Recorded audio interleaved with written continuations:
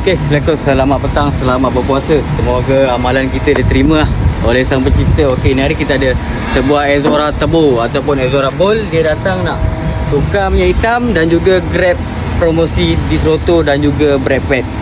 Okey, masalah kereta ni, dia cakap dia dah tukar brake pad tapi dia pakai tak lama bunyi. Dia suruh saya check lah. Bila saya check, saya tengok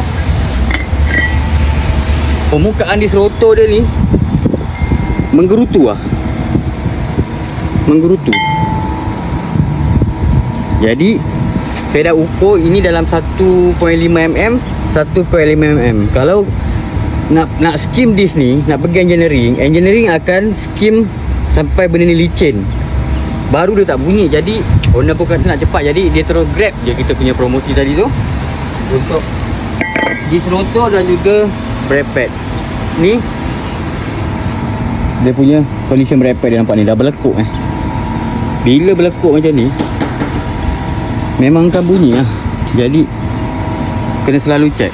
Untuk minyak enjin pula, saya memilih minyak enjin 540 fully synthetic. Okey, untuk minyak pun kita ada promosi. Yang itu hari yang saya buat video tu tentang promosi minyak dan juga filter. Jadi owner ni pun dah grab minyak hitam dan juga filter dan free labor. Okey, hari raya pun semakin menjelma, tak lama lagi. Jadi mana yang nak servis kereta, mana nak repair kereta, sebelum pulang ke kampung halaman, ceklah bengkel berdekatan. Mana area Kulai, Skudai, Sempang Renggam yang berdekatan dengan Kelapa Sawit, boleh direct kita terus di Lan Auto.